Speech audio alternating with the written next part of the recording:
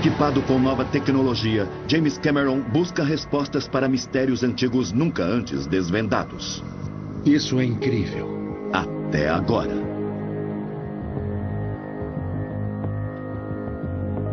Estamos em um território desconhecido.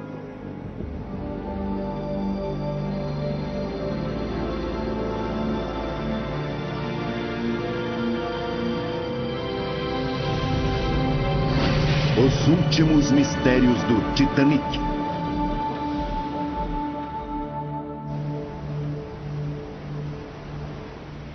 Este é o centro de operações, também é a sala de controle. É a produção de um programa no calor da batalha e pode ficar bem agitado aqui, mas isso é normal. O que não é normal, no que vamos ver hoje, é o fato de James Cameron transmitir pela primeira vez na vida a quase 4 quilômetros de profundidade direto do Titanic. Vamos falar com ele agora. James Cameron, você está fazendo história. Meus parabéns. Obrigado, John. Não foi fácil chegar aqui, mas conseguimos e estamos conectados enviando um sinal a 3.800 metros. Isso significa que há 3.800 metros de água acima de nós e essa água cria uma enorme pressão na esfera de aço que nos envolve. Eu estou aqui com Mike Arbuthnot, nosso arqueólogo, e Anatoly Sagalevich, o Dr. Sagalevich. E Anatoly inventou o submersível Mir onde estamos. Então, Anatoly, vamos ficar bem? Ah, sim, isso é lindo. Esse é um dos melhores que eu já fiz. Eu concordo plenamente. Bom, para que não pense que estou jogando videogame no fundo do oceano, na verdade estou operando um veículo externo chamado Gilligan. E esse é o Gilligan. Eu não sei se conseguem vê-lo, é aquela grande torradeira verde. E na verdade ele é um pequeno robô chamado X-Bot. E eu vou dar a volta e mostrar o submersível onde estamos. Eu vou dizer onde estamos. Esse é o convés dianteiro do Titanic. E podemos ver aí um objeto tubular. É um mastro que quebrou durante o naufrágio em 15 de abril de 1912, quando o navio se partiu perto da superfície. E aqui à esquerda, mais embaixo, temos uma escotilha que desce vários convéses. É a escotilha da Carvoeira, escotilha 3. E temos alguns guinchos aqui, as gruas elétricas e dá para ver o gradil aqui. Isso fica no convés B, mais acima. Então, estamos na frente da ponte agora no Titanic. E estamos bem no convés com o nosso submersível. Vou dar a volta para verem onde estamos. E dá para ver uma luz acima. Aquele é o Mir 1. Eles estão iluminando para podermos ver alguma coisa. E nessa profundidade não tem luz alguma. Nós mesmos temos de produzir. Nós estamos aqui. É onde a tripulação do Mir 2 está no momento. E dá para ver que é um submersível de profundidade. Está repleto de câmeras, lanternas, braços hidráulicos, manipuladores. É uma máquina e tanto. Eu vou dar uma olhada mais de perto no Mir. É uma máquina incrível que pode ir a 6.000 metros. E Anatoly e sua equipe foram fantásticos ao projetá-lo e nos apoiar nessa expedição, porque estamos fazendo coisas muito incomuns. Aquele à esquerda do robô verde é o Elwood. Ele é veterano na exploração do Titanic. Ele vai sair mais tarde para dar algumas voltas em torno do navio. E temos outro X-Bot aqui na garagem. Dá para ver a garagem vazia de onde saiu o Gilligan há alguns minutos. Eu vou me aproximar um pouco mais do Mir e vamos dar uma olhada lá dentro e mostrar a nós mesmos. E o que acontece é que temos a estranha sensação de estar em dois lugares ao mesmo tempo quando controlamos um ROV. Eu sei que estou no submersível, mas também sinto que estou dentro do veículo. Agora vamos nos ver. Vire-se, Mike, e acene. Dá um alô pro Gilligan. Oi, um oi do fundo do mar. Somos nós aí dentro. Certo. Agora eu vou continuar com o trabalho de exploração aqui. Foi para isso que viemos. James, ninguém pode dizer que você não se sai bem sob pressão agora. Muita pressão. Você é muito bom nisso. 400 quilos. 400 quilos por centímetro quadrado de pressão, sem falar na pressão de fazer TV ao vivo. Bom, parece ótimo. Fique em posição e vamos falar com você daqui a pouco. Ficaremos aqui a semana toda. Bom, para que vocês entendam, fazer uma coisa dessas, uma exploração tão complicada, não é um processo linear. Ele é repleto de desvios, voltas e muitas surpresas. Chegar até aqui já foi uma aventura. Vamos mostrar a vocês como foram para nós as últimas 3 semanas. Esse é o 35º mergulho de James Cameron ao Titanic. Em todas as vezes ele chegou lá em um Mir de fabricação russa. Um dos submersíveis de maior profundidade no mundo. Agora é diferente, porque pela primeira vez o Mir estará ligado à superfície por um cabo de fibra ótica. É por esse cabo que transmitiremos as imagens deste programa. A descida leva mais de 2 horas. Normalmente a descida é sonolenta, mas não essa aqui. O cabo é uma preocupação constante. É uma das partes mais perigosas da missão. Se ele se romper, pode se prender ao submersível e levá-lo ao fundo. James desce com o arqueólogo Mike Arbuthnot, que tem a missão de ajudar James a obter imagens para o registro histórico. Eu falei com ele antes do mergulho. O Titanic está desaparecendo. Está sendo corroído por ação da natureza. Por isso, nós queremos ir lá para ver o que tem dentro do Titanic antes que ele se perca para sempre. Emily Jedef é outra arqueóloga que participa da missão. Vamos fazer uma inspeção das partes inexploradas do Titanic. Ken Marshall estuda a estrutura do Titanic há 40 anos. Ele vai guiar James pelo labirinto. Tem uma coisa meio longe e você diz, já viu bastante. Essa vai ser a principal tomada mais tarde no programa. O historiador Don Lynch conhece as histórias pessoais dos passageiros do Titanic. O Coronel Grace estava presente durante todo o naufrágio. Ele foi heróico nesse sentido. Era uma das pessoas que muita gente não gostava, mas estava sempre presente e colocando toda mulher que via num bote salva-vidas. O engenheiro Parks Stevenson vai ajudar a visualizar o interior do Titanic. O navio usava o sistema Marconi para se comunicar com o mundo exterior. Ele tem o conhecimento, a tecnologia e uma das tripulações mais experientes do mundo. Os últimos mistérios do Titanic voltam em instantes. O Titanic foi localizado por uma equipe franco-americana em 1º de setembro de 1985 a 3.800 metros de profundidade, o equivalente a 10 prédios como o Empire State.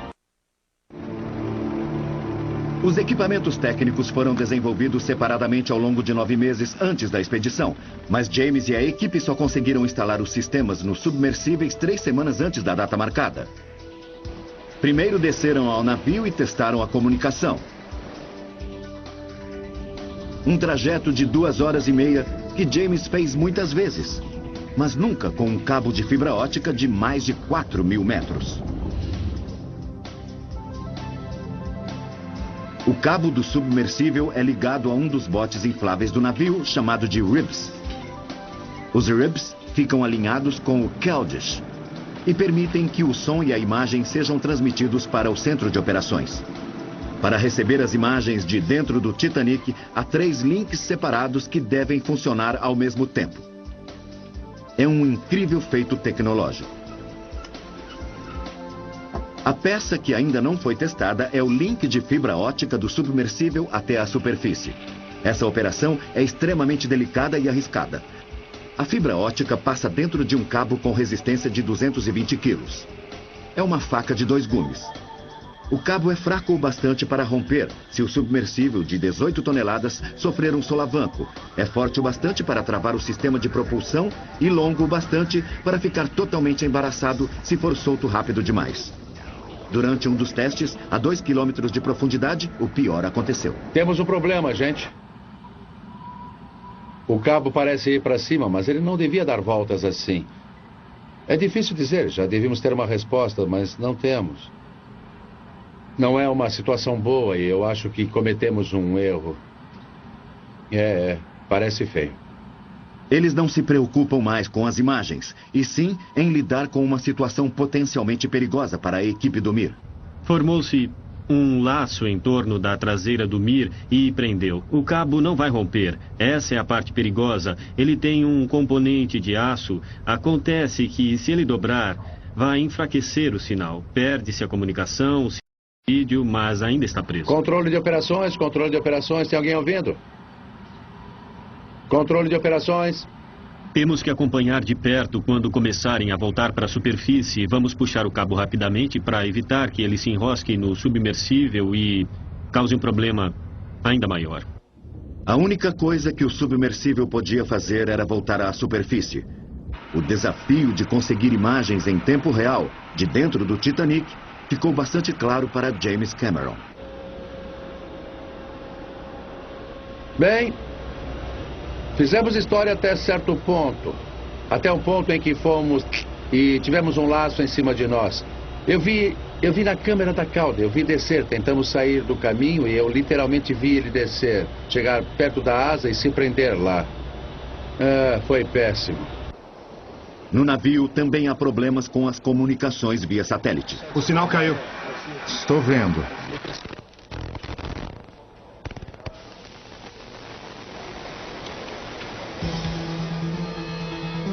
A falha de uma peça derruba todos os sistemas de satélite. A 500 quilômetros de distância da costa e fora do alcance de helicópteros, só há uma solução.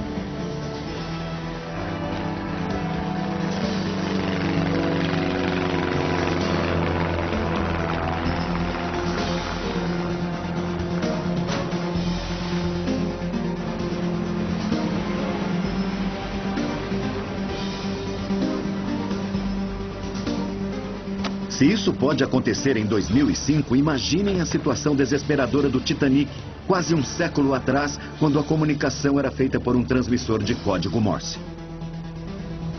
A caixa está seca. É um bom sinal. Muito bom. Não é? Os problemas na comunicação não interrompem as operações de mergulho. Nesta expedição de 3 semanas, Cameron precisa aproveitar cada minuto sob a água com os Mears. Vamos ver o que aconteceu no início do dia. É ele, é o navio, não é? 80 metros. Está longe, 80 metros, certo? Se me diz que são 80 metros, são 80 metros. Muito bem. Então o fundo do mar é assim? Ainda não vi o fundo, mas vai ver. É quase uma experiência religiosa na primeira vez. Não pode perder. Que legal. Minha nossa. Uau. Estamos bem perto. O fundo do mar, cara. O fundo do mar. E estamos descendo rápido como prometido. Vamos levantar muito lodo, minha gente.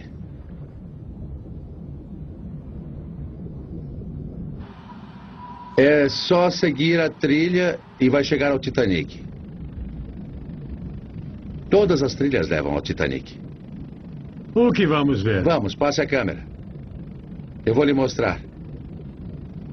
Me dá um pouco de espaço aqui. Aí está o Titanic. Estão vendo? Temos uma imagem perfeita no sonar. É o Titanic. Tem uma escotilha em algum lugar aqui. Estou vendo uns destroços aqui. Aí está, Anatoly, bem aqui. É uma das peças. Deve ser da proa, eu acho. Está vendo a escotilha, Anatoly? A escotilha está aí. Veja, tem um amassado. Tem um amassado na lateral. Esbarrei aqui. É o Titanic, amigo. Dá uma olhada. Só para mostrar para o pessoal que estamos mesmo no Titanic, não é invenção. Legal, pronto, vamos lá. Estão vendo? Aquele ali é o Titanic, gente. Legal, não é? Beleza. E vamos lá.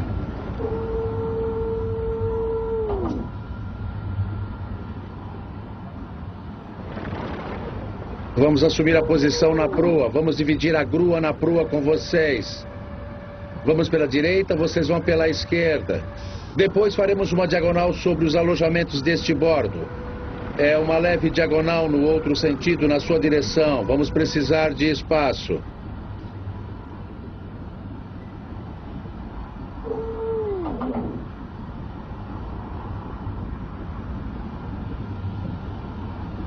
É a escotilha.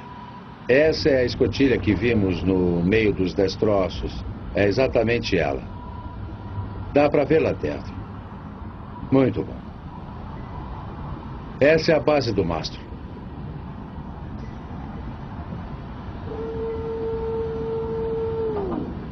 Quando estivemos aqui em 2001, o mastro estava praticamente intacto. Não devia ter mudado desde o naufrágio, sabe?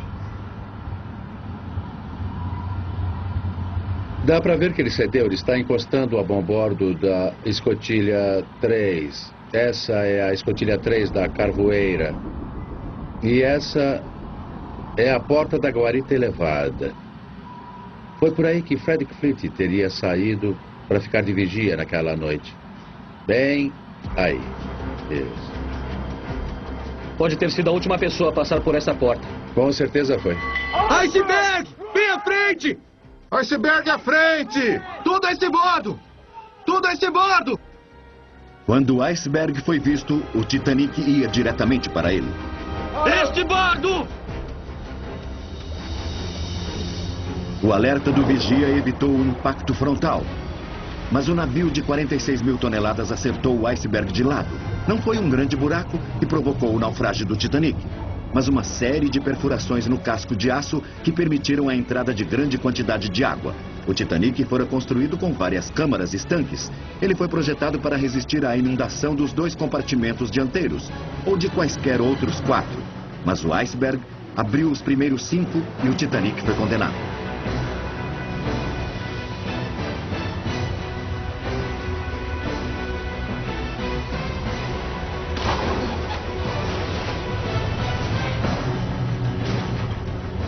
Quando a proa afundou, o navio de 269 metros partiu-se em 2. A parte frontal afundou primeiro, deixando a popa na vertical antes de se soltar e mergulhar como um torpedo, perdendo boa parte da superestrutura. A proa chocou-se no fundo, afundando no leito do oceano. E é nessa parte que James Cameron e sua equipe concentrarão os trabalhos. Muito bem, John. Estamos passando agora sobre os alojamentos dos oficiais em direção à escadaria principal. É isso aí. Essa é a escadaria principal aparecendo agora. Aí está. Estamos vendo a curva do convés A.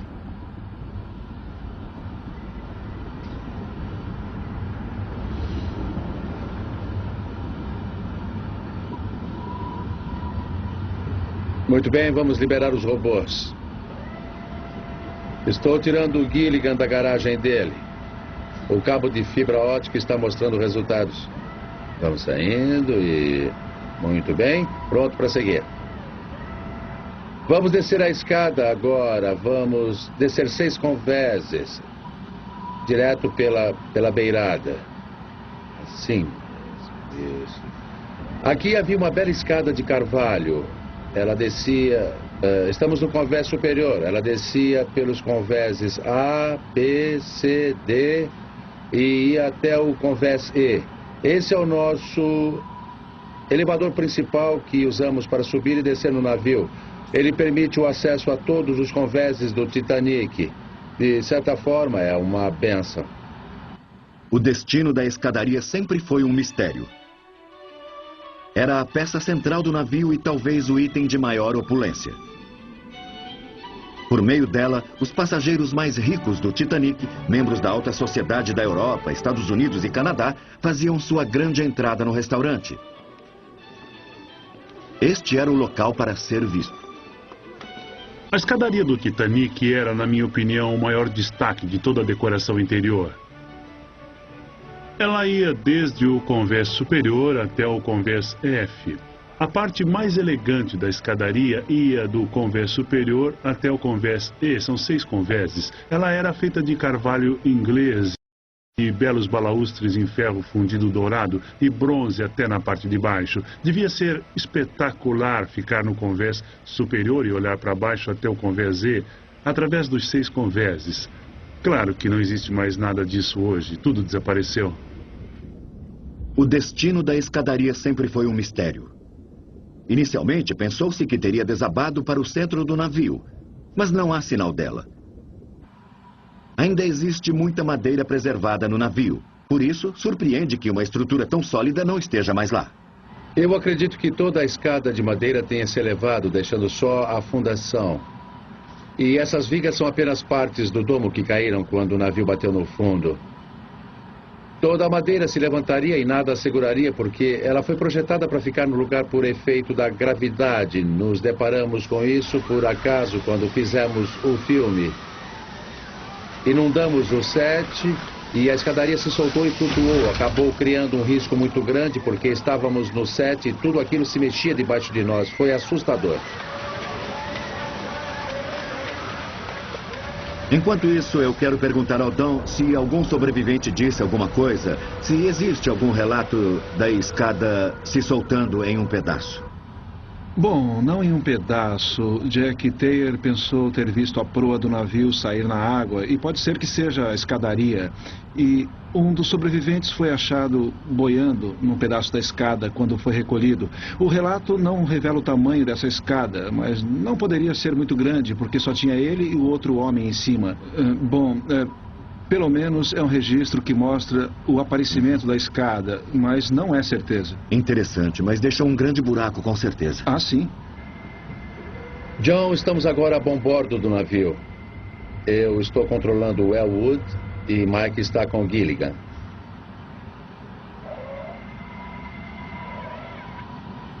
Estamos no convés do bom bordo. Esse é um guincho que era usado para erguer os botes salva-vidas, trazê-los a bordo depois de um treinamento. Mas não usaram esse guincho, ele nunca foi usado.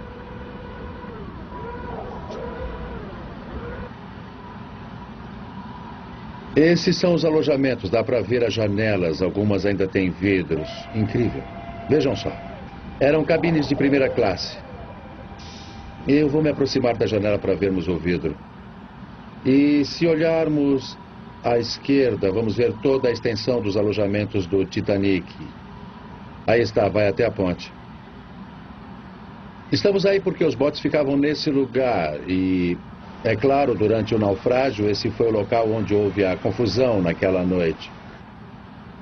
Aqui ficavam os turcos para os botes salva-vidas. Tinham quase 4 metros de altura. Os botes tinham 12 metros e havia 4 deles aqui. As pessoas ficaram aqui sem saber o que fazer. Se olhássemos para cima, veríamos a chaminé número 1, enorme. E o vapor estaria saindo dela para aliviar as caldeiras, porque estavam na velocidade máxima quando atingiram o iceberg. Agora, os oficiais estão dizendo, entrem nos botes, mas ninguém entende por causa do barulho todo. E a orquestra do navio estava tocando.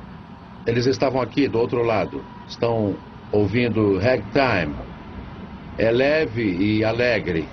E há uma estranha mistura de uma histeria levemente velada com uma aparência de calma quase surreal.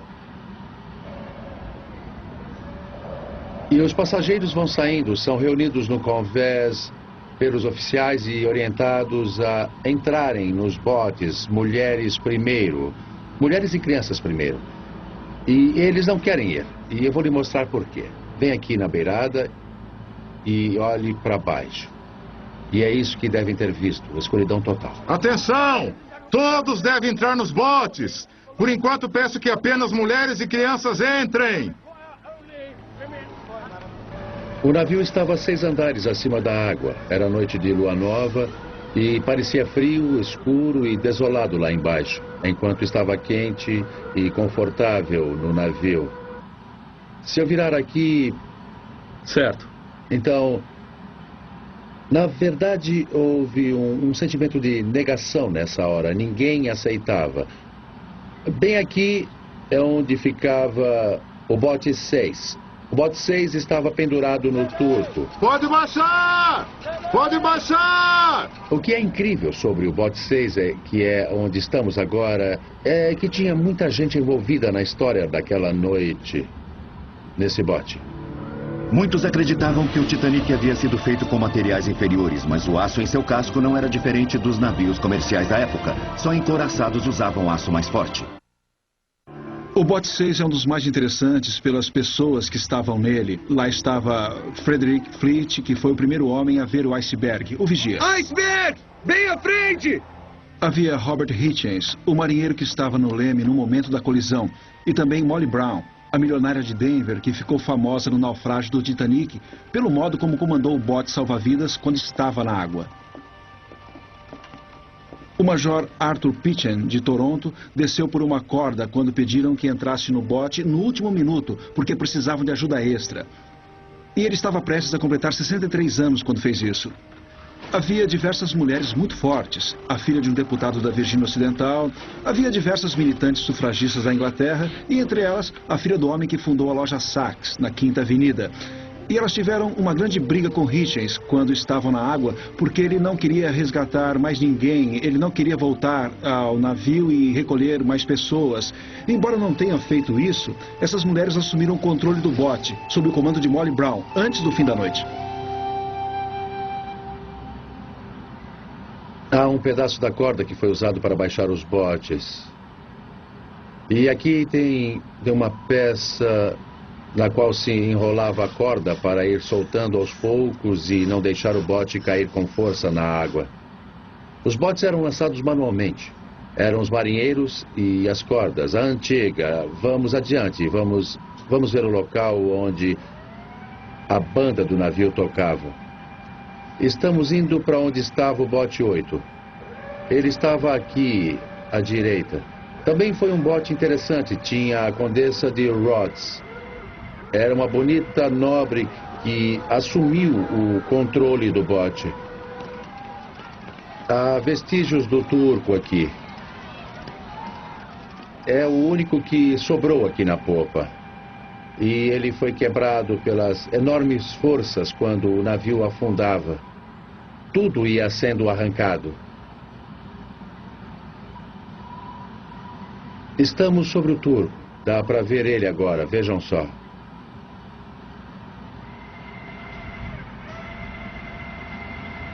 É bem aqui que eles devem ter tocado. No meu primeiro mergulho ao Titanic em 1995, descemos aqui e eu fiquei tocado pelo simples fato de estar aqui neste famoso navio que mais parecia uma lenda para mim. E não era mais uma lenda, era um lugar real, onde pessoas reais tinham morrido, onde um evento trágico tinha acontecido.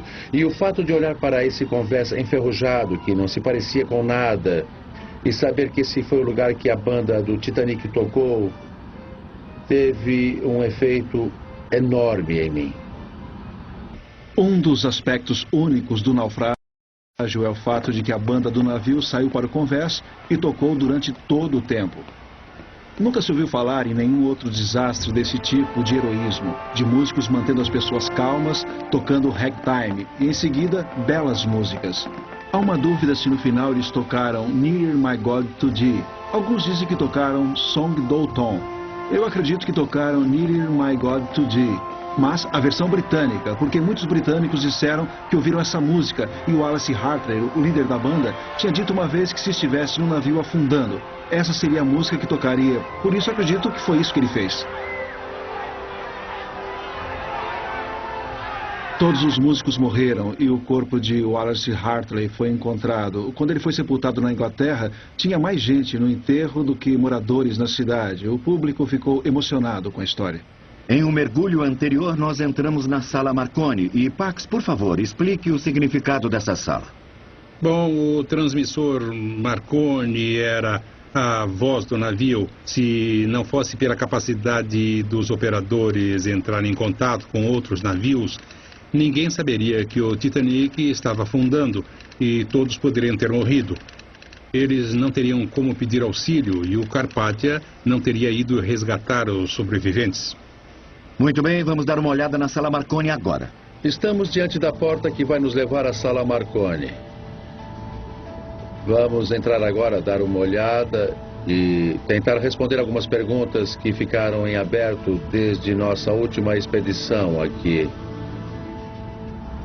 Acho que entramos.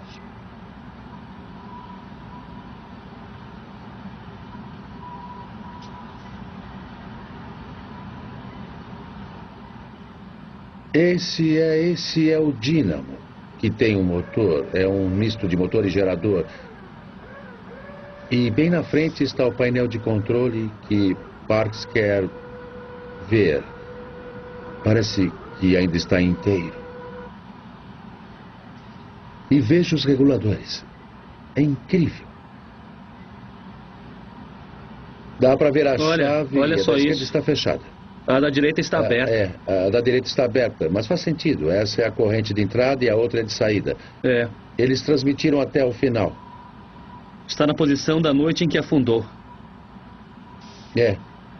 Foi aqui que Jonathan Phillips desativou o conjunto. Aí está a chave aberta. O cabo se foi. Mas a questão é, se eles trabalharam até o fim e a água estava entrando pela porta, quem ficaria lá manipulando uma chave de 440 volts? Eu não conheço muita gente que ficaria. Então, ou ele foi muito corajoso, ou ele saiu mais cedo do que Bride disse que saíram. Na noite anterior ao naufrágio, o transmissor quebrou e nenhuma mensagem pôde ser enviada. Mas o navio estava repleto de pessoas ricas e poderosas que queriam enviar mensagens da viagem inaugural. Assim, os dois jovens fizeram uma coisa que não cabia a eles: consertar o aparelho. O manual de manutenção do aparelho informa que se deve usar uma bateria, o que dá um alcance de 130 km, ao contrário dos 400 km usuais. E o operador deve deixar que um engenheiro da Marconi faça o conserto ao fim da viagem.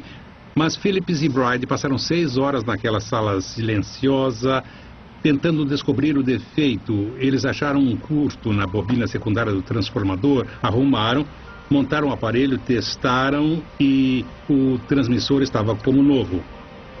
Essa era uma tecnologia de ponta. Aqueles rapazes, Phillips e Bride, eram como se fossem os gênios da informática da época. E vejam os reguladores. Dá para ver que o da esquerda estava virado até o fim. Eles estavam tentando obter o máximo que pudessem com o navio afundando. Dá para ver aqui. Parks vai conseguir explicar isso. O sistema ainda estava parado. É o que está parecendo. Vamos dar uma olhada.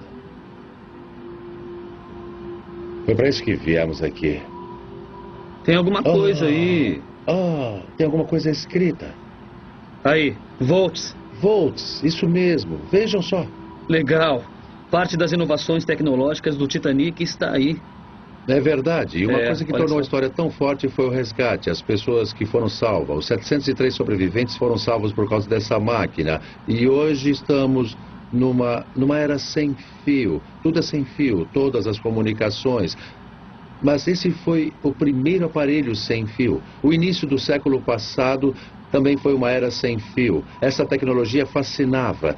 Tem alguma coisa aí, eu não sei se é um conector ou sabe o que é? Acho que é uma lâmpada. É a luz. Está em cima. Aqui em cima deve ser onde ficava o bulbo. Com certeza. Essa era a luz que iluminava o local para enxergarem. Isso é muito interessante, porque parte da tecnologia que era usada na época, que estava sendo criada 100 anos depois, é a mesma tecnologia que estamos usando nesta transmissão. É incrível. Tem razão. É isso uma aí. Caixa. Não é uma caixa de madeira, é a cobertura para o descarregador. É o segundo equipamento preferido de Parks. Ele sempre falava nisso. E nós estamos indo até ele. Aí está, eis o disco. Vê o disco? Não parece um disco, parece um leão dessa distância. Você tem razão, é verdade. O Parks conseguiu reunir tudo isso. Veja, tem uns parafusos passando por essa coisa, talvez sejam os contatos. Estou empolgado de ver, certo? Eu vou ter que me afastar disso e vou fazer bem lentamente e é o melhor que posso fazer. O que aconteceu com os homens dessa sala? Eles ficaram até quase o final. Quando ouviram a água vindo pelo convés, segundo disse Harold Britt, os dois pularam no mar. Jack Phillips nunca mais foi visto, mas Harold Britt sobreviveu. Quando ele voltou para casa, ele foi visto como herói? Os dois foram. Jack Phillips mais ainda por ter morrido, mas os dois continuaram no posto até o fim, sempre transmitindo. Foram os responsáveis pelo resgate das vítimas. Interessante. É um local crítico em toda a exploração. Estamos no convés superior. Na nossa frente tem algo interessante. É um outro guincho elétrico, igual ao do outro lado. Tem uma grade caída sobre ele. Havia um homem a bordo, o coronel Archibald Gracie, que conta uma história incrível de sobrevivência. Ele é uma das 3 ou 4 pessoas que são uma espécie de caixa preta para contar como foram os últimos minutos do Titanic. Ele estava no convés quando a água veio e o arrastou, e a história dele é bem dramática. Ele estava no convés e as pessoas vieram gritando e correndo, e quando o navio começou a inclinar, a água escorreu pelo convés e o apanhou como uma onda da praia. Ele então se segurou no topo dos alojamentos, que é onde estamos olhando agora. E o gradil que vemos embaixo estava em cima dos alojamentos. Ele caiu, mas ele agarrou o gradil, ficou segurando e esqueceu de soltar. Ele estava tão assustado que foi puxado para dentro da água. Foi arrastado para baixo e ficou um bom tempo sob a água. E a água estava entrando pelo vão da escadaria como um gigantesco vaso sanitário dos deuses. E de algum modo ele conseguiu chegar à superfície e se agarrou a um bote salva-vidas que estava emborcado. Ele sobreviveu e foi aqui que tudo aconteceu. É incrível. E muita gente não sobreviveu, mas ele é um dos poucos que conseguiu. E parece que todos que sobreviveram e que não estavam em um bote salva-vidas tinham uma história incrível para contar.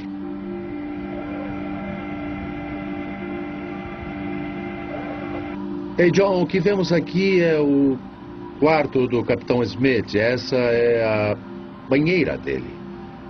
Ele era um dos melhores e mais respeitados capitães da rota do Atlântico Norte. Essa era a sua última viagem. Ele iria comandar o maior navio do mundo na viagem inaugural e se aposentar em grande estilo. E esse era o quarto que ele tinha. Essa é a banheira dele. Dá para ver algumas torneiras. O encanamento é meio estranho, não é, Ken? Sim, havia um sistema bem diferente na época, sobretudo para o capitão. Ele tinha água doce fria e quente e água salgada fria e quente. Por isso havia 4 torneiras. Em outras banheiras da primeira classe não tinham. Dá para ver muito bem ao longe, à direita. Ali. Sim. É a pia de mármore. Está toda destruída agora. Um suporte para toalha logo abaixo.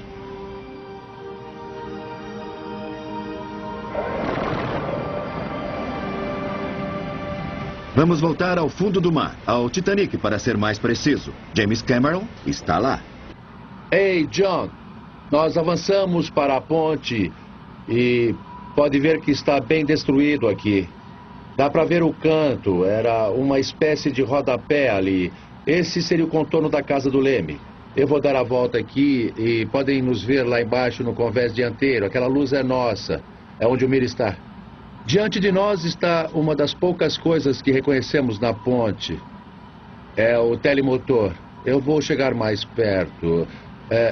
O que aconteceu aqui foi que quando o navio mergulhou, quando a proa afundou, ela desceu rápido demais. Ali podemos ver nosso Mir logo abaixo do convés. O navio mergulhou tão rápido que a água que passava por ele arrebentou as cordas de contenção do mastro e ele caiu para trás e acertou a ponte, destruindo a frente da casa do Leme e o fluxo de água levou tudo embora. Por isso não resta quase nada aqui. É muito difícil imaginar como teria sido. Talvez vocês aí em cima tenham alguma imagem mostrando como poderia ter sido na época. Mas tem algo para mim misterioso e até tocante em relação a esse monumento solitário. O restante da superestrutura desapareceu e a única coisa que resta é esse monumento. Eu vou iluminar para que vejam a cor natural. É feito de bronze. A roda do Leme era montada naquele buraco ali.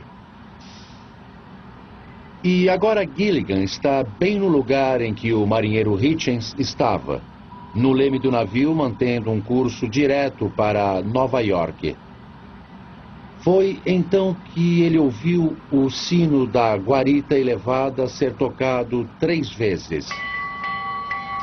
E a guarita ficava em algum lugar na frente da posição em que ele estava na ponte.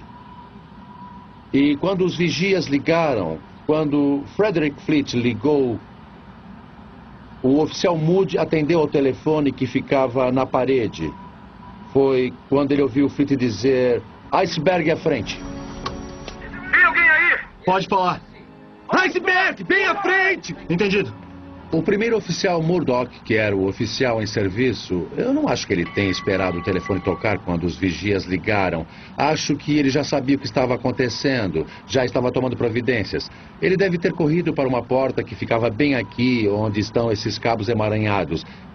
Ele chegou correndo e gritou a plenos pulmões: pelo menos eu faria tudo a estibordo! Tudo a estibordo! Hitchens diz tudo a estibordo, sim, e ele começa a girar a roda do leme e ela dá muitas voltas. Foi bem difícil para ele virar tudo. Estibordo! E cada segundo contava. E Murdoch olhou para a frente, viu um iceberg bem no meio do caminho e tinha que decidir se ia para a esquerda ou para a direita. E não sabemos se qualquer uma das opções seria certa naquele momento.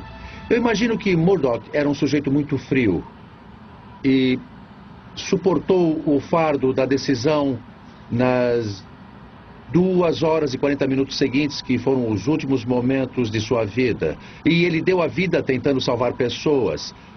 Quando estávamos fazendo o filme, eu tive a opção de fazer... Eu podia fazer historicamente correto ou podia fazer o que as pessoas achariam correto.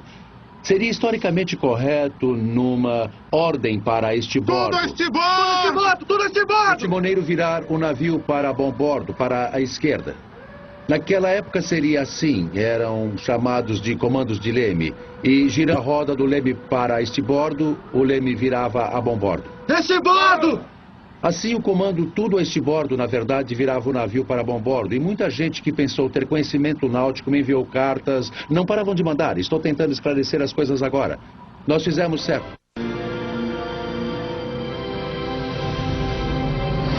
Os últimos mistérios do Titanic.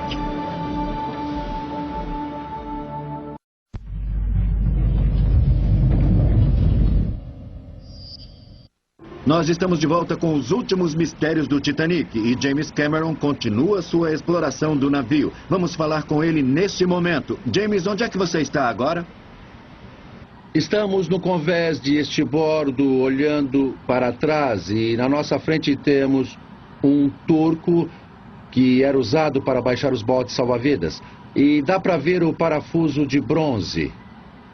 E essa coisa quadrada à direita é onde eles punham a manivela para acionar o mecanismo. Descobrimos que esses turcos foram feitos pela empresa Welling David. E vimos ao fazer o filme porque mandamos fazer réplicas exatas com os projetos originais. Vimos que é preciso muita força para operar essas coisas. E... é claro, os botes eram baixados manualmente, o sistema era manual e demorava muito tempo.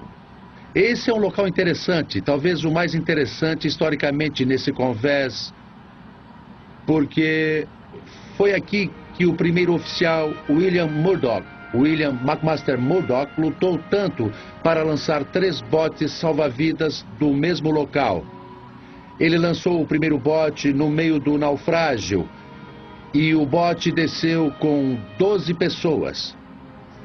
Dom, quantas pessoas cabiam naqueles botes? Bom, o bote comportava 40 pessoas e das 12, somente 5 eram passageiros e apenas 2 mulheres. Eu sei, é muito interessante. Eu sempre fiquei intrigado com isso porque Murdoch era um sujeito incrível e ele foi o primeiro a lançar os botes do navio. Ele já havia posto 2 ou 3 na água antes que os oficiais do outro lado tivessem lançado o primeiro. Bom. O interessante é que temos Murdoch lutando para lançar 3 botes do mesmo lugar, correndo para lá e para cá. Na verdade, lançando vários botes. Mas junto a esse turco que estamos vendo no convés, tinha outro bote. Um bote desmontável chamado Collapsible C. Ele é interessante porque foi nele que Bruce May entrou. Ele era o dono do Titanic. E provavelmente foi ele que influenciou o capitão a seguir em velocidade máxima numa noite de lua nova em meio a geleiras. E ele entrou em um dos últimos botes a deixar o navio e deixou 1.500 pessoas a bordo para morrer. E isso aconteceu aqui.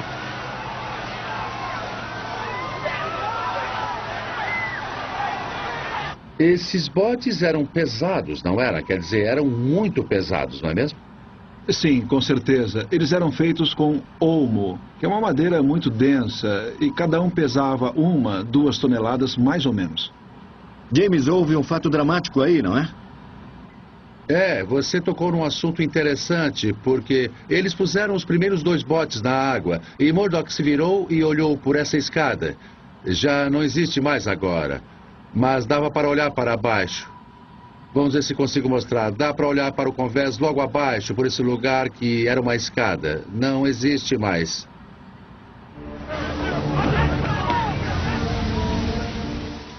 E ele viu a água subindo pela escada. São poucos minutos até a água chegar ao convés superior. E aqui, os alojamentos desapareceram, mas no teto deles havia outro bote salva-vidas. Estava longe, em cima do teto, sem nada para içá-lo, para trazer para baixo. Ninguém tinha pensado em como fazer isso. Murdoch reuniu vários homens. Eles subiram no teto e, com toda aquela adrenalina, conseguiram erguê-lo. Levaram para a borda e deslizaram para baixo sobre alguns remos. E foi uma cena impressionante nesse convés, as pessoas lutando pelas vidas. Em seguida, ele recolheu o turco, porque é preciso soltar para baixar o bote e recolher para pôr o bote seguinte. Então ele recolheu uma terceira vez, e foi quando a água chegou até eles. Dá para ver que esse turco está na posição vertical, não está baixado.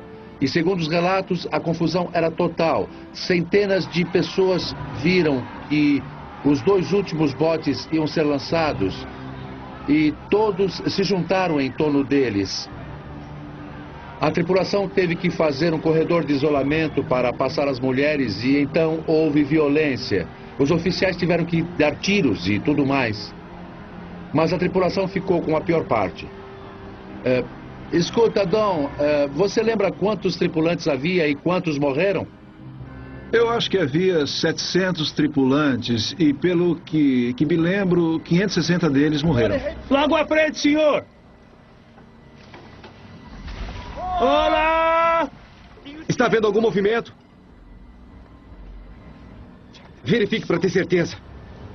Todos mortos! Em um mergulho anterior, nós conseguimos chegar à suíte do casal Strauss. Para quem viu o filme, é o quarto em que Rose posou para o desenho. E tivemos uma surpresa. Vamos ver.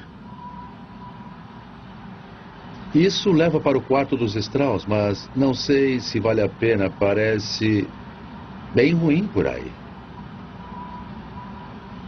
Bem atrás do que estamos vendo aí ficava o quarto mais bonito e opulento do navio.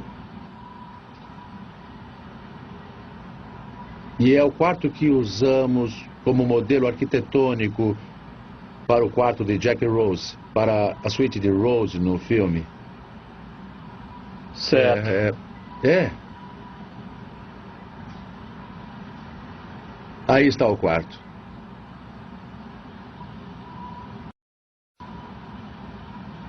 E essa suíte foi o local onde o casal morreu junto. Parece que tem um peixe aí. Não sabemos o que aconteceu com eles, com certeza morreram no naufrágio. E ela ficou com ele mesmo tendo a chance de entrar em um bote.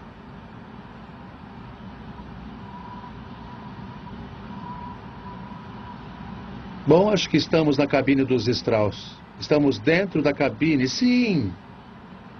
Oh, não. Diga que não é o relógio. Olha Diga só, que olha. não é o relógio na lareira. Meu Deus. Que ótimo, olha isso. Impressionante. Ah, é. Nossa, olha só.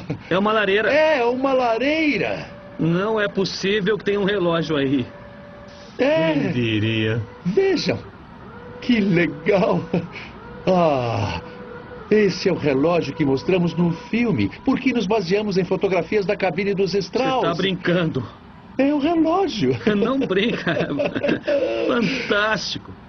É maravilhoso. E está muito bem preservado. Vejam só. Ainda está sobre a lareira. Dourado e ainda no lugar. Vejam, tem um suporte de lareira de ouro.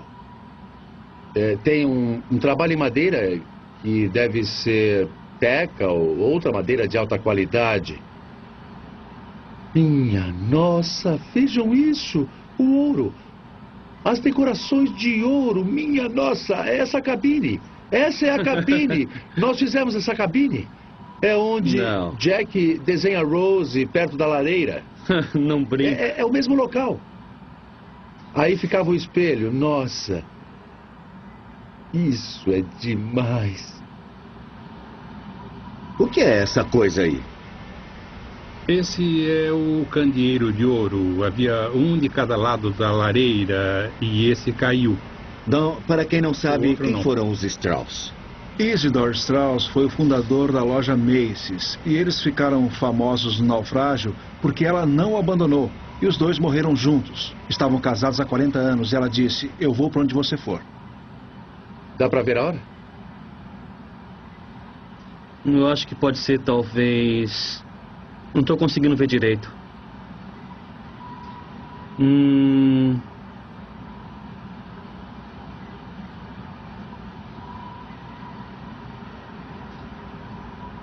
Eu diria 2h20. Bom, eu acho que consigo ver alguma coisa na borda superior. Mas eu não consigo ver os números. 11. E o X é um numeral romano. Oh, não me digam que está mostrando 2h20. Não me digam.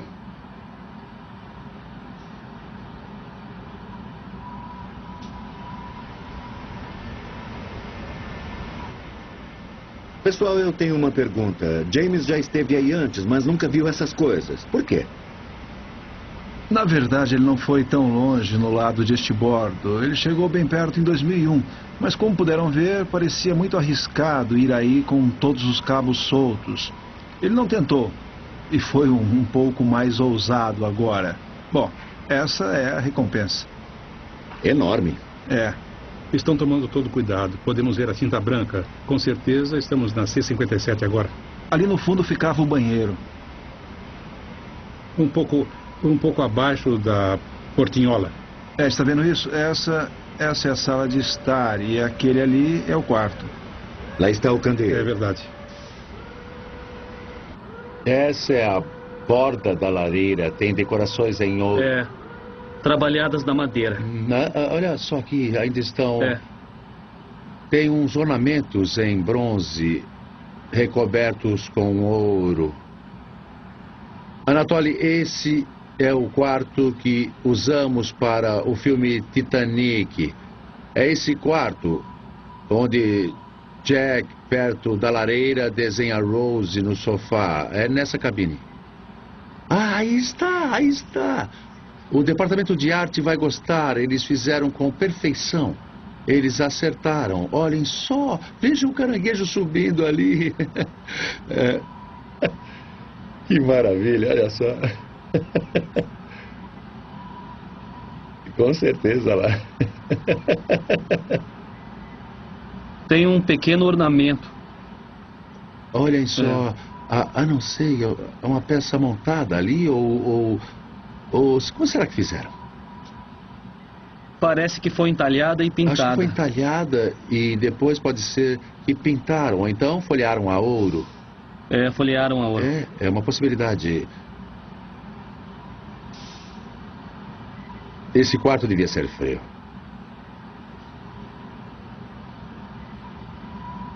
Essa é a suíte de Bruce May, o homem que deixou o navio com 1.500 pessoas ainda a bordo.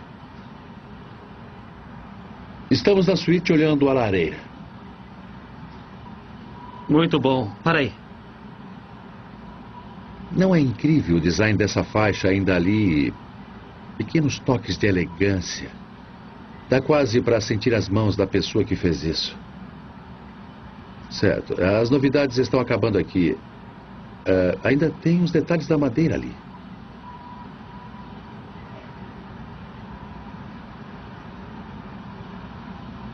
Toda a fiação das paredes, mas as paredes se foram.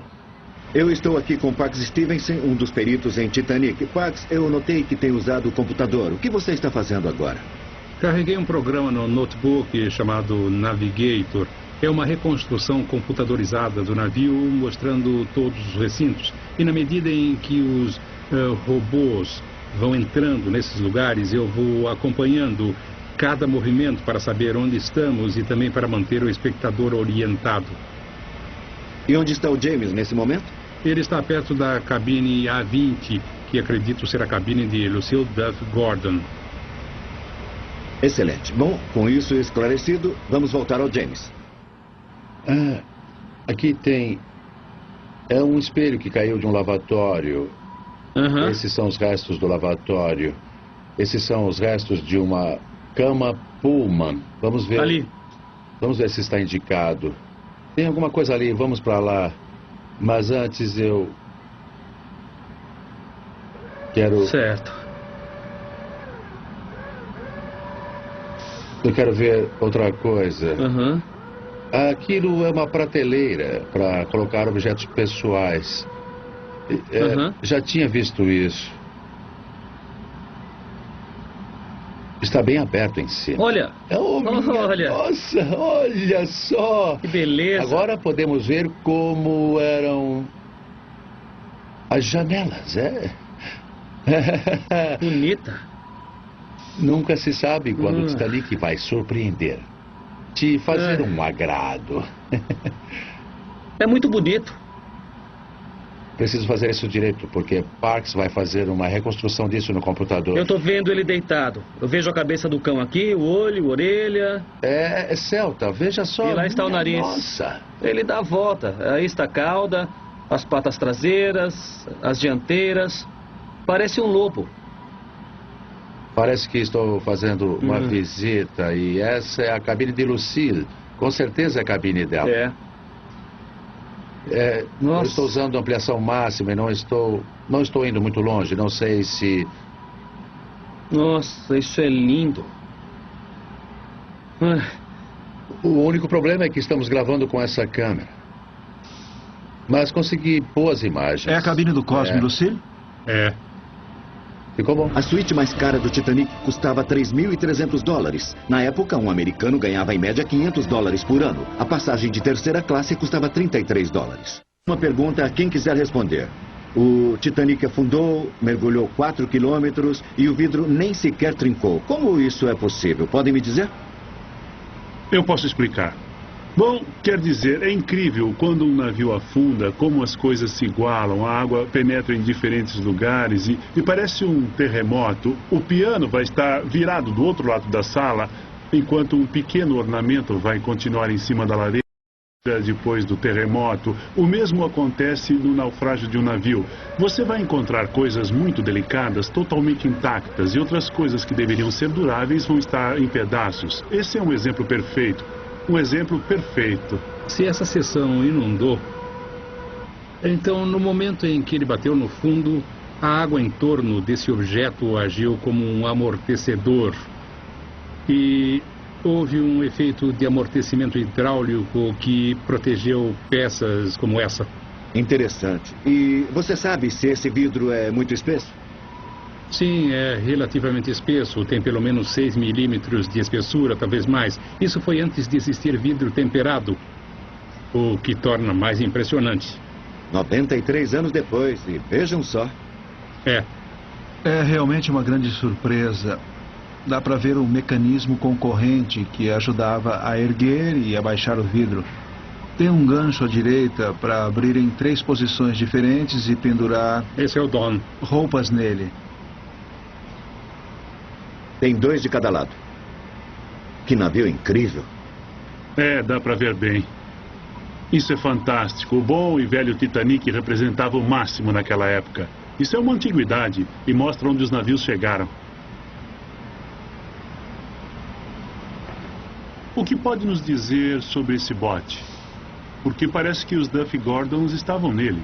O bote 1 tinha capacidade para 40 pessoas e no final deixou o navio somente com 12 a bordo. Dos 12, somente 5 eram passageiros. Entre eles, somente 2 mulheres. Estavam nele Sir Cosmo e Lady Duff Gordon e a secretária dela, a senhorita Francatelli. Houve uma grande discussão quanto a voltar e acho que os tripulantes deixaram para os nobres decidirem, enquanto esses achavam que a tripulação é que estava no comando. Assim eles discutiram se deviam voltar ou não, mas nada foi feito. E no final parece que os Duff Gordons tomaram o comando do bote. E mais tarde Sir Cosmo deu 5 libras a cada um dos tripulantes por terem salvo suas vidas. Isso acabou parecendo um suborno. Sir Cosmo e Lady Duff Gordon foram tratados duramente pela imprensa e pela sociedade a longo prazo. Acho que sofreram muito pelo resto das suas vidas. Certo. Muito bem. Saímos. Agora estamos aqui. Bem aqui. Então, se eu virar à esquerda, deve ser aquela sala enorme. O que tem ali? Tem um lavabo à esquerda? Uma despensa. É o que diz aí? É. Despensa. Isso deve ser interessante. Vamos ver a despensa. Eu acho que essa madeira na lateral da mesa está intacta. E o local parece muito bem preservado. Veja aquelas coisas na parede. Estamos entrando. Está parecendo que tem louça logo ali. Minha nossa, tem louça nos armários. Sabe como isso aconteceu? Os armários estavam fechados e as portas se dissolveram. Eu preciso pegar isso. Isso é bom demais. Ótimo para mostrar. São pratos empilhados. São pratos. É o que eu disse. São pilhas de louças que estavam no armário. Agora as portas se desintegraram. Realmente ver uma coisa dessas é impressionante, não é? É verdade. É fenomenal, não é, Ken? É. O fato de vermos esses pratos empilhados, congelados no tempo. Pratos da primeira classe da White Star. Dá para ver as belas bordas nesses daqui. Eles foram feitos pela Stoniers. Esses aqui em cima são pires e são circulares. Não tem as mesmas bordas. É um tipo diferente de louça. Então parece que existiam portas aí e se decompuseram, revelando... Sim, isso. Deviam ser portas de pinho que é consumido rapidamente pelos organismos do mar. Na verdade, essa coisa meio roxa aí no meio está parecendo algum tipo de animal. Veja os pequenos pontos na lateral. São pontos brancos. Deve ser um tipo de lesma do fundo do mar. Eu não faço a menor ideia do que seja isso aí. A deterioração desses pratos é muito lenta? Eles vão permanecer assim? Sim, vão. Eles vão durar por muito tempo. São pratos de porcelana queimada. Dá para ver as bordas recortadas. Essa forma de vida é realmente estranha, não é? Sim, é. Sim. Interessante. Cor diferente. Chama atenção. Pratos que nunca foram usados.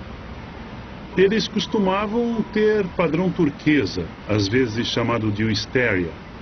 Costumava ser turquesa. O que parecia ser uma descoberta banal era um dos motivos para James convidar a arqueóloga Emily Jeddah para a missão. Isso é realmente incrível. E uma das coisas que vou fazer é acrescentar todos os artefatos e elementos estruturais que encontrarmos no navio em um grande banco de dados. Já devem ter me visto lá atrás digitando sem parar, mas no momento está sendo demais para mim. Então, parte do seu trabalho aqui é registrar o que vê, não é? Ah, sim, com certeza. Nós vamos ter um banco de dados abrangente de todas as imagens feitas na expedição. Nós separamos tudo por classe, por decoração. por localização, condição. Muitos fatores entram no banco de dados, mas podemos separar depois. E com isso teremos as diferenças entre os registros históricos e os arqueológicos para podermos comparar. Isso aí é um recipiente de água potável? Bom, você me pegou. Eu não acho que seja uma caldeira. Deve ser uma cisterna de água potável. Acho que pode ser sim.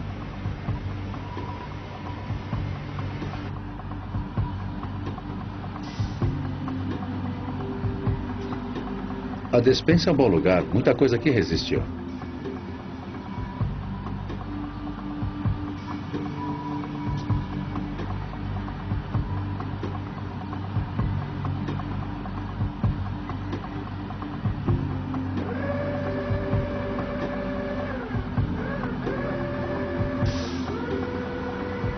Olha só essa escrivaninha. Quer escrever uma carta?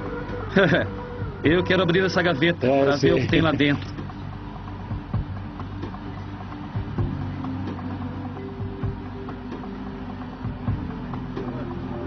Tem uma coisa, quem sabe que tem um puxador de gaveta de metal, de latão, eu acho.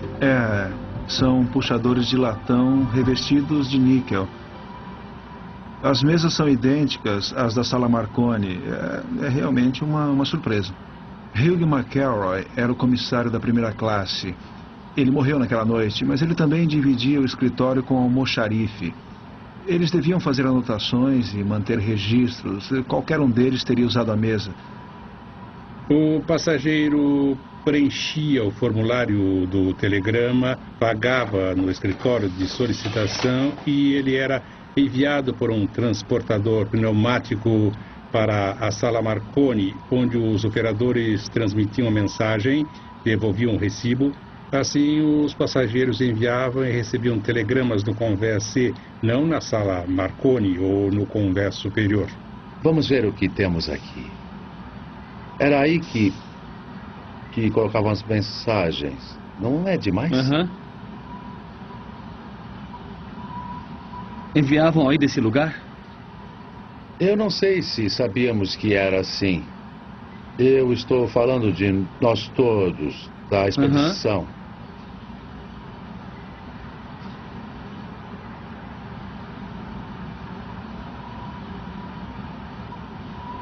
O que temos na nossa frente? Uma mesa, abaixo de uma janela. Fica em cima da escrivaninha. Deve ser algum tipo de caixa de arquivo, não sei. São duas. A textura é bem estranha. Parece cera de vela marrom escorrendo.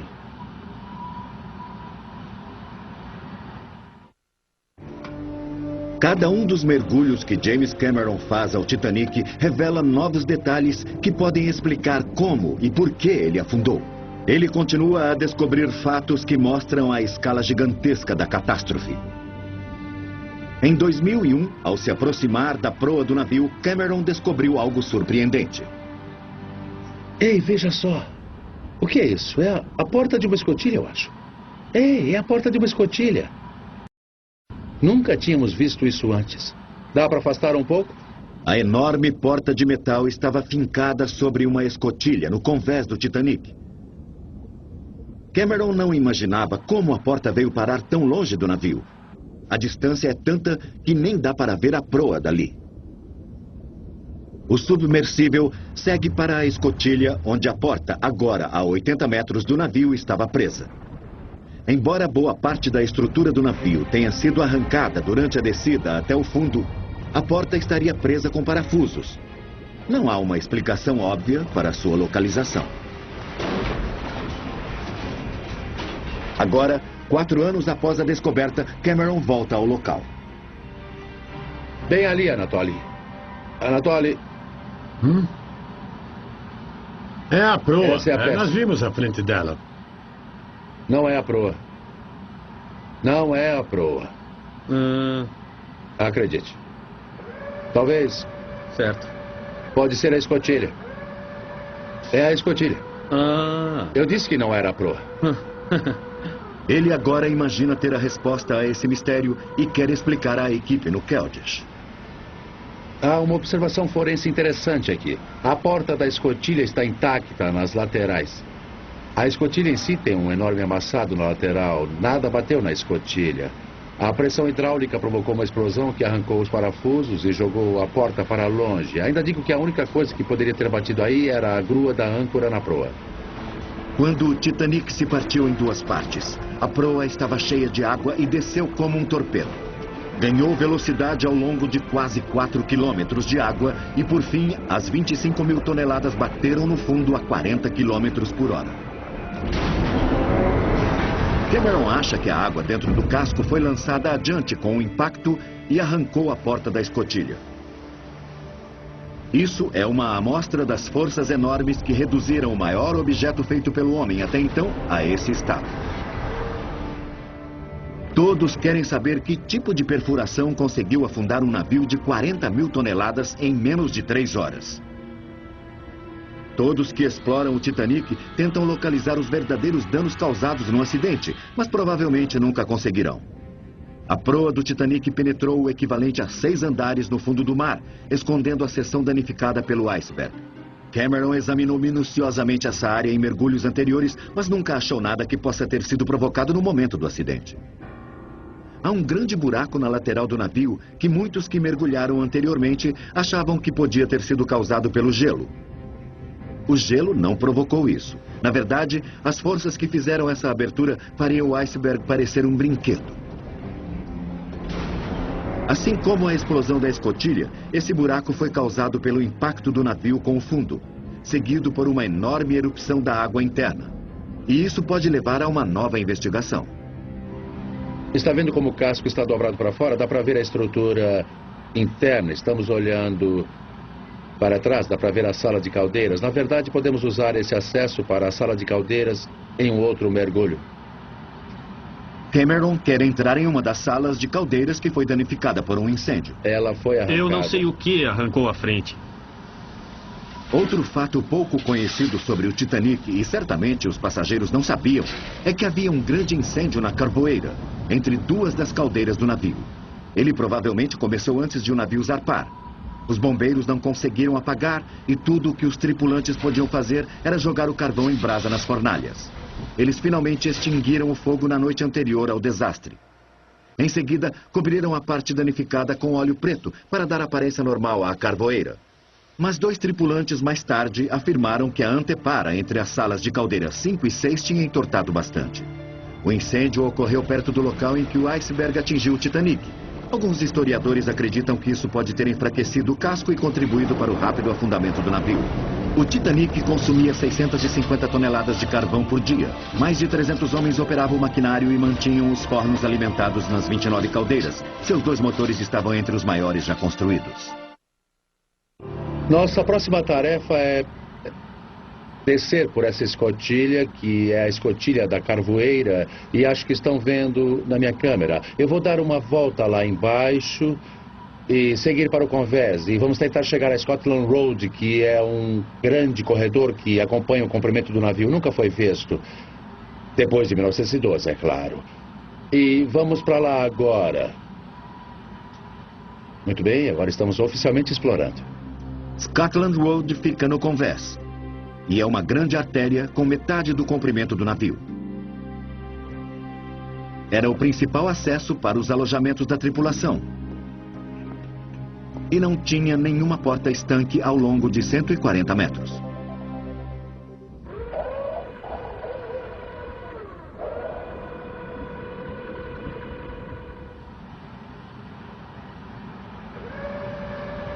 Scotland Road? É bom que seja Scotland Road. Não, errado. É outra escada.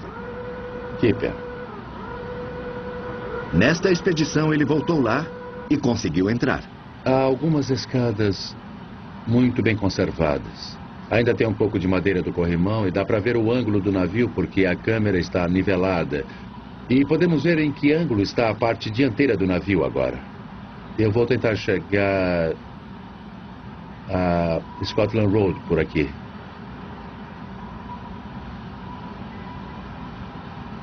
É uma escada muito bem conservada. Está vendo? Tô. Assim que descermos a escada, devemos olhar diretamente para o corredor. Se o corredor ainda existir. Certamente não se parece nada com o que era. James está navegando quase por instinto, pois a escada se parece agora com uma toca de coelho. Aqui deve ser Scotland Road, e eu acho que é. A visão superior é boa, a coisa não está tão ruim. O que acontecia por aqui? Bom, era a principal artéria de serviços para os tripulantes que corria ao longo do navio. Onde fica? É o convés, e parece que foi esmagado. Eu esperava que o corredor não estivesse assim. Imaginava que estaria mais aberto, mas acho que podemos navegar aqui. A 7 andares de profundidade no navio, o pequeno robô avança lentamente e com dificuldades. Parece que estou viajando pelo corpo humano numa refilmagem de Viagem Fantástica. Ah, está esmagado. Aí. Agora eu tenho 2 escolhas. Eu posso ir por baixo ou por cima. Acho que vou por baixo. Certo, um pouco mais. Muito bem, abriu. Agora estamos conseguindo alguma coisa. Isso parece mais do que eu imaginava. Um corredor. Não. Você está em um novo território. Aqui parece que é uma porta que dá para a lateral. Será a porta que estamos procurando?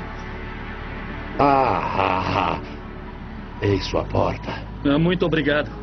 É a nossa porta, gente. É ela. Essa é a escada. É a escada que vai até a sala de caldeira 6. O foguista-chefe Fred Barrett subiu por essa escada e saiu por essa porta. A escada leva para a sala de caldeira 6.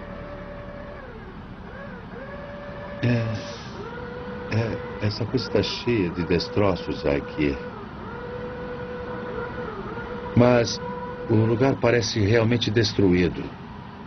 Se vir alguma coisa que lembre uma escada, me avise. Eu não vejo. Todo o convés foi destruído.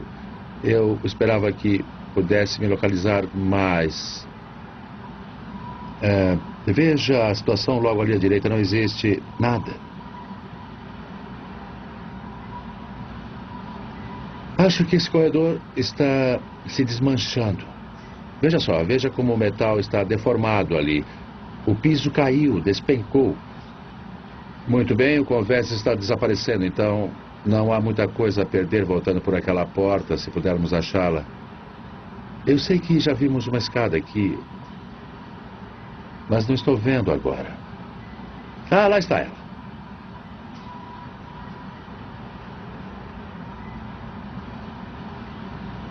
Esse é o caminho para baixo, mas não podemos seguir assim.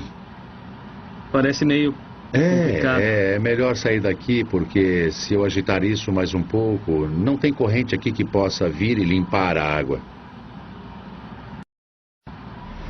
O objetivo a ser alcançado hoje são os banhos turcos, que muitos acreditam ser os ambientes mais belos e opulentos no navio. Quem sabe, talvez, os mais conservados. Antes de darmos uma olhada, Don, eu quero perguntar, o que eram exatamente os banhos turcos? Bem, em 1912 era basicamente um spa. Num verdadeiro banho turco, você é massageado com uma luva de cânhamo, que esfolia a pele. E no Titanic também havia massagem, mas também havia saunas, e o que eles chamavam de banhos elétricos, e que para mim era uma espécie de forno. Eles achavam que a eletricidade era terapêutica e a pessoa era envolta em toalhas e colocada numa caixa que tinha uma série de lâmpadas e havia diferentes salas com temperaturas menores e a pessoa ia resfriando aos poucos e no final podia dar um mergulho. Kenny, esse é um achado muito importante para você, os banhos turcos, não é? Sim, com certeza. Nós acreditamos que é o espaço público melhor conservado no Titanic por causa dos materiais com que foi feito. Teca, pastilhas cerâmicas, piso de linóleo e luminárias de bronze. E essas coisas não deterioram em água salgada, pelo que sabemos. Por isso estamos animados. Não é uma área de luxo do Titanic, mas é muito alegre. As cores usadas incluíam azul, verde, teto vermelho e piso de linóleo azul. É um espaço bem chamativo. O que tem a dizer, Parks? Bem, o banho turco foi um grande desafio. Só tínhamos uma foto conhecida do Titanic, mostra um canto do ambiente. E Ken e eu decidimos reunir todas as informações sobre o banho turco e recriá-lo minuciosamente no computador. Foram meses de trabalho, alguns palpites, mas tenho certeza de que criamos um modelo muito bom. Então vamos ver se está certo ou não. Vamos dar uma olhada nos banhos turcos. Vamos em frente para a escadaria principal. Vamos descer 6 convéses e vamos tentar entrar nos banhos turcos que nunca vimos. Ninguém viu desde 1912. Estamos no convés superior. Vamos passar pelos convéses A, B, C e D até o convés E. Abaixo dele tem uma pequena escada que leva ao convés F. E os banhos turcos ficam na parte mais baixa do navio, no convés F.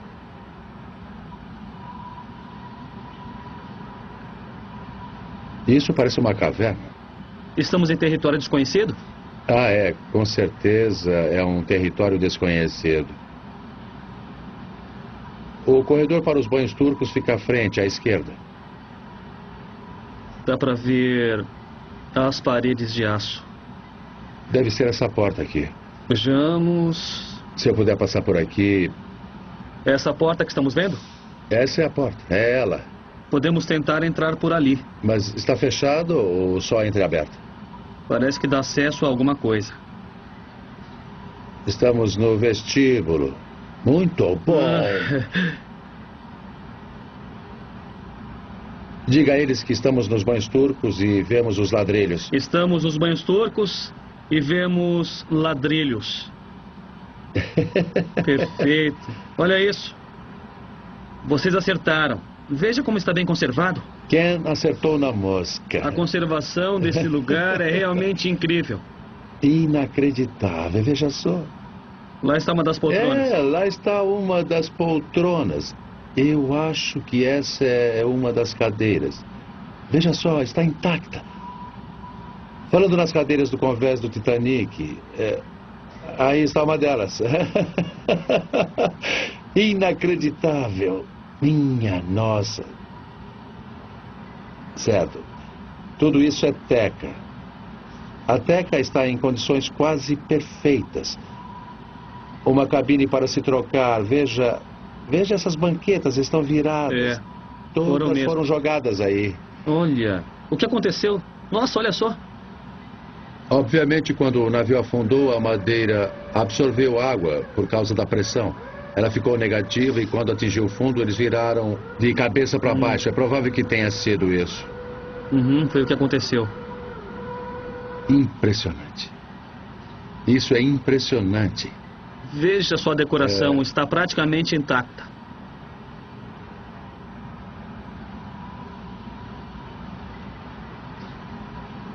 Vamos fazer um exame vertical disso.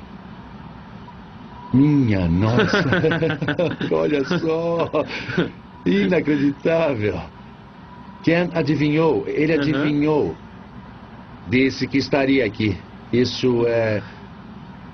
Veja a conservação isso da é um madeira. Domo? É isso? É um domo? É um pequeno arco. Acho que é um arco com estilo floral que eles fizeram para dar um toque de Oriente Médio. Eles reviveram um estilo Mouro? Olha o que é isso? Um padrão com estrelas de Davi entrelaçadas. Eu acho. Um trabalho muito delicado. E temos esse estilo se destacando quase como uma palmeira ali em cima. Não é isso mesmo, James? Nossa! Veja só, é impressionante. O estado de conservação é sem igual. Realmente, afinal, é uma sala de metal bem no fundo do navio. Sabe como eu me sinto agora? Como os arqueólogos que acharam o Palácio de Nossos ou a tumba do rei Tut. Como eles devem ter se sentido, hein? Isso é muito além do que eu poderia esperar. O Titanic tinha piscina interna, quadra de squash e um banho turco. O banho turco custava $1, a piscina 25 cents ou de graça para quem vinha do banho turco. A quadra de squash custava 50 cents por 1 hora. Bom, nosso tempo já está acabando, mas antes de encerrar, nós vamos ouvir a opinião dos peritos sobre este trabalho. Pax, vamos começar com você? Nós passamos tanto tempo reconstruindo esses interiores e vê-los na vida real é impressionante. Dan? Eu acho que foi fantástico, dá vontade de ver mais. Eu quero voltar e ver o resto do interior do navio. Ken?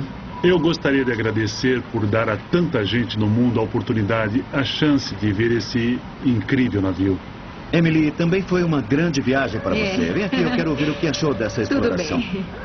Olha, foi uma grande jornada. Espero que tudo isso, todos os dados que recolhemos dessa vez, aumentem o conhecimento que temos do Titanic.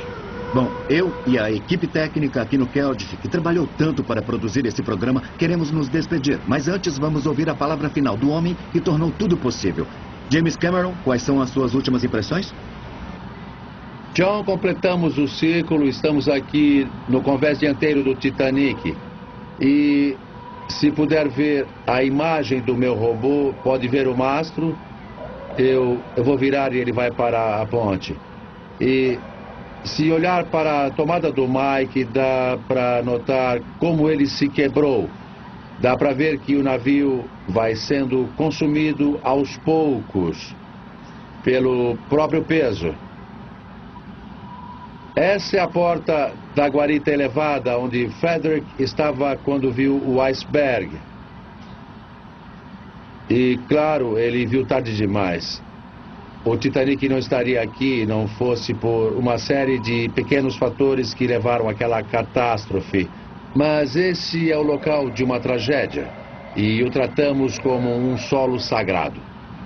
E o Titanic guarda muito bem seus segredos. Ele não os revela facilmente. E ainda temos muita coisa a explorar. Temos uma longa noite à frente e eu vou explorar mais um pouco e levar mais imagens interessantes para termos um registro do que tem dentro desse navio e um registro arqueológico adequado do que o Titanic de fato é, porque ele não foi fotografado na época e estamos juntando as peças. Muito bem, é hora de continuar explorando. Nos vemos depois, John, e obrigado pela presença.